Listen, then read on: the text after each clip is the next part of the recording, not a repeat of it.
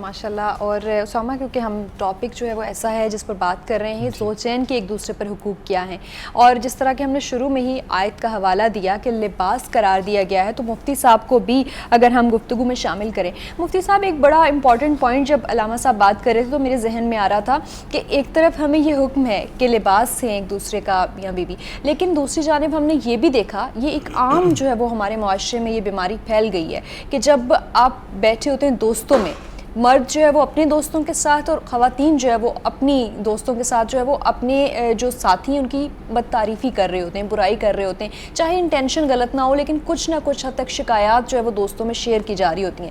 تو پھر یہ جو رازداری کی باتیں ہیں، ایک دوسرے کی برائی بیان کرنا، اس کے لیے کیا حکم ہے؟ سب سے پہلے تو وہی آیت ہمارے پاس حوالہ ہن لباس لکم وانتم لباس لہن، کہ جیسے اپنے عیب چھپانا پسند کرتے اس کے عیبوں کو بھی چھپاؤ.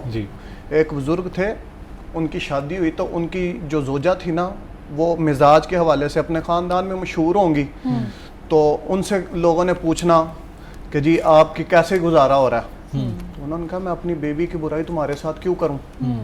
ٹھیک ہے، وقت گزرا، نہیں بن پڑی، چھوڑ دیا. تو کسی نے پھر پوچھا کہ جی اب تو آپ نے چھوڑ دیا، تب تو آپ نے کہا تھا میں اپنی بیوی کا عیب تمہارے سامنے کیوں بیان کروں، تو اب آپ بتائیں وہ عورت کیسی تھی. تو فرمایا میں کسی کی عورت کی برائی تیرے ساتھ کیوں کروں. واہ سبحان اللہ. ٹھیک ہے، اللہ تبارک و تعالیٰ قرآن مجید میں ارشاد فرماتا ہے وَلَا تَجَسَّسُوا، لوگوں میں عیب تلاش نہ کرو. جی ٹھیک ہے، تو میں نہ پڑے رہو آج کیا کہا تھا، کہاں گئے تھے، کس سے ملے تھے، دونوں طرف ہی، یعنی پرائیویسی کا. ہاں جی، تجسس میں نہ پڑو کہ کہیں مجھے کوئی پوائنٹ ملے اور میں اپنی زندگی بھی جہنم بناؤں، اس کی بھی جہنم کروں. ٹھیک ہے، اور پھر اگر کبھی مل بھی جائے تو ساتھ ہی آگے فرمایا وَلَا يَكْتَبْ بَعْضُكُمْ بَعْضًا، کہ ایک دوسرے کی غیبت نہ کرو. چلو اگر کہیں عیب دیکھ ہی لیا ہے تو چشم پوشی کر لو، ایسے کر لو کہ جیسے تمہیں پتہ ہی نہیں ہے. ٹھیک ہے، تو یہ جو ہے، اور یہ تو نبی پاک صلی اللہ تعالیٰ علیہ وسلم نے سخت منع فرمایا ہے کہ زوجین کی باتیں باہر لوگوں میں جا کے بیان کرنا. صحابہ بیان کر رہے تھے تو نبی پاک صلی اللہ تعالیٰ علیہ وسلم نے سنا تو سرکار نے فوراً منع فرمایا. تو ایک صحابیہ کھڑی ہو گئی، کہا جی یہ مردوں میں بیماری نہیں ہے عورتوں میں بھی ہے، جیسے ہماری بہن کہہ رہی ہے نا کہ عورتیں بھی کرتی ہیں. کہا جی مردوں میں بیماری نہیں ہے عورتوں میں بھی ہے. تو یہ یعنی سمجھے کہ کبیرہ ترین گناہوں میں سے آئی ہے. کچھ لوگ تو ٹو لیتے ہیں نا علامہ صاحب، لیکن کچھ لوگ خود بیان کرتے ہیں، ان کے والے سے کیا ہے؟ انہیں تو باز آنا چاہیے نا. دیکھیں سب سے پہلے تو ہمارے پاس قرآن کی نص ہے، ہن لباس لکم وانتم لباس لہن. اگر آپ اپنی بیوی کا بھی عیب بیان کر رہے ہو تو آپ کر کیا رہے ہو؟ اپنا ہی لباس اتار رہے ہو. بالکل صحیح. ٹھیک ہو، تو اس سے ہمیں بہت زیادہ بچنا چاہیے. اور بہت سارے گھروں کے فسادات جو ہوتے ہیں وہ اسی وجہ سے ہوتے ہیں. صحیح، کہ بیوی نے بات کی تھی کمرے میں، شوہر نے جا کے خاندان میں بھانڈا توڑ دیا.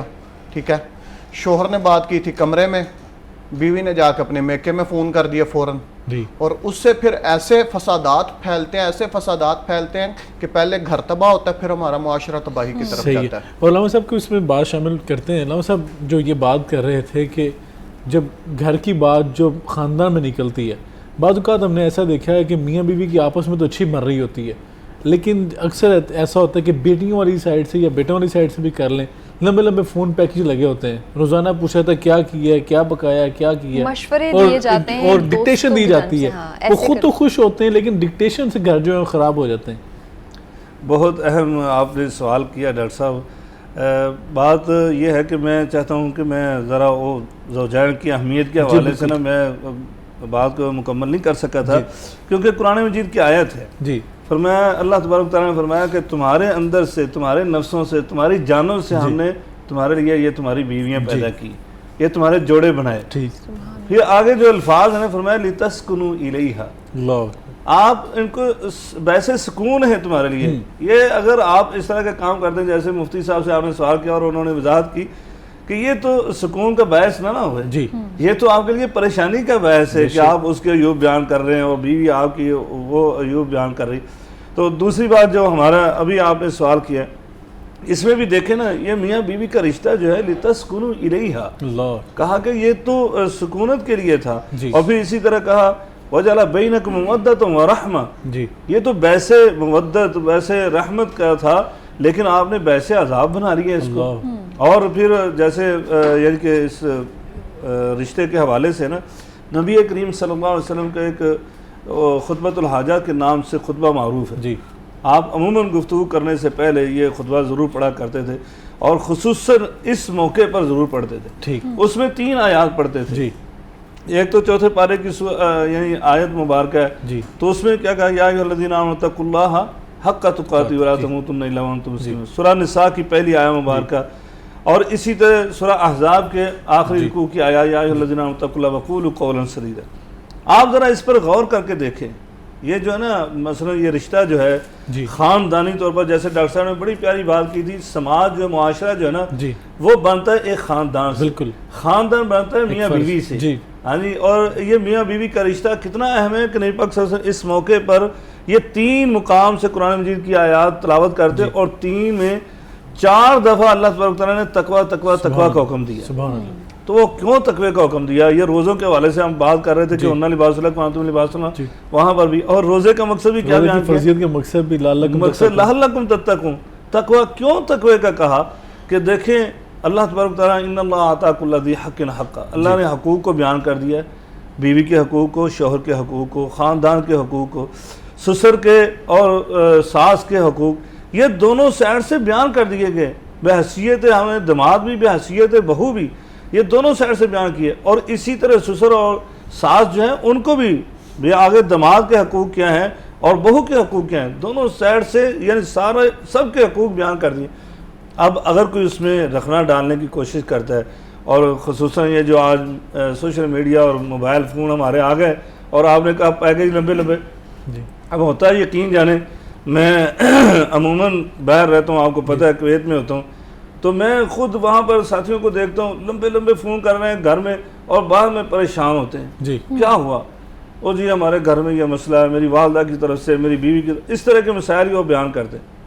میں ان کو کہتا ہوں یا اللہ کے بندے دیکھیں ہم بھی فون کرتے ہیں.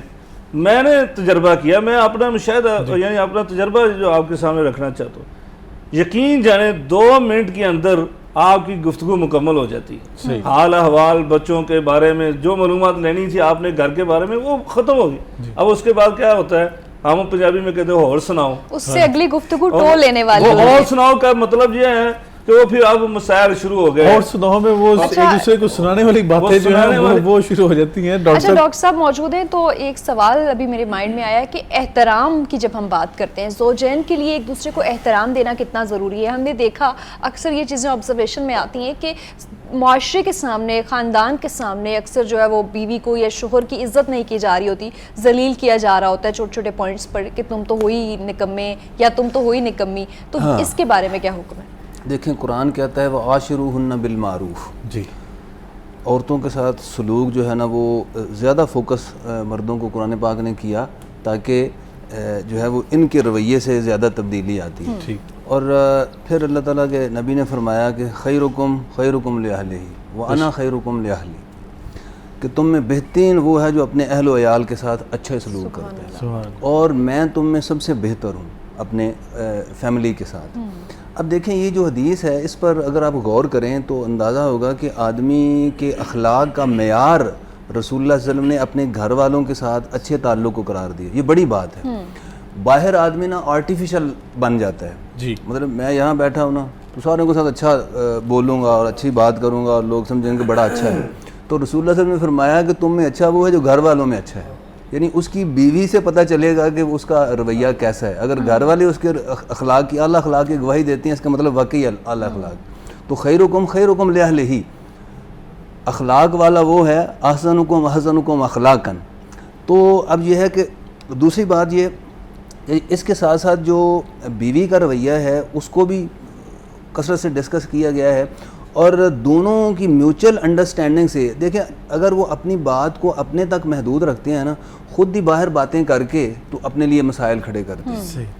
شریعت یہ رویہ دیتی ہے، اور ہمارے سماج میں بھی یہ ایک اچھی روایت رہی ہے کہ جب لڑکی کو رخصت کیا جاتا ہے تو والدین کہا کرتے تھے، آج بھی کہتے ہیں کہ بیٹا جو ہے نا وہ ان کے اپنے ہسبینڈ کے گھر والوں سے جا کر جو ہے نا وہ بدتمیزی نہیں کرنی، اس طرح نہیں بولنا. تو مطلب یہ ایک اچھے اخلاق سکھائے جا رہے ہوتے ہیں کہ اگر آپ اپنی زبان کو کنٹرول میں رکھیں تو یہ ہم دیکھتے ہیں کہ رسول نے کی حدیث میں فرمایا گیا ہے کہ جو آدمی اپنی زبان کو کنٹرول کر لیتا ہے اس کے لیے جو ہے وہ خیر ہے. تو گویا اب دونوں طرف سے اگر زبان کو کنٹرول رکھا جاتا ہے اور اپنی باتوں کو, اپنے گھر کی باتوں کو باہر نہیں بیان, ایون آپ کے اپنی فیملی ہی کیوں نہ ہو, جی ان میں بھی جب آپ بیان کرتے ہیں تو اس سے بھی مسائل جنم لیتے ہیں, جیسا علامہ صاحب نے فرمایا. تو یہ دیکھنا ہے کہ دونوں کو آپس میں اپنی باتوں کو باہر, جو آپس میں اونچ نیچ, گھر میں لڑائی بھی ہو سکتی ہے, اونچ نیچ بھی ہو سکتی ہے, اور یہ نیچرل ہے. بڑا اہم پوائنٹ ہے. اور انفارچونیٹلی اگر ہم 90% لوگوں کا اس وقت سروے کرائیں, چاہے وہ آپ خواتین سے کرا لیں یا مردوں سے کرا لیں, اور ان کے زوجین کے بارے میں ان سے رائے لی جائے خفیہ یا سر عام, تو آپ کو اچھی رائے نہیں ملے گی. ہمارے ساتھ کیونکہ نعت خواں بھی موجود ہیں, تو پہلے ایک نعت شامل کر لیتے ہیں, پھر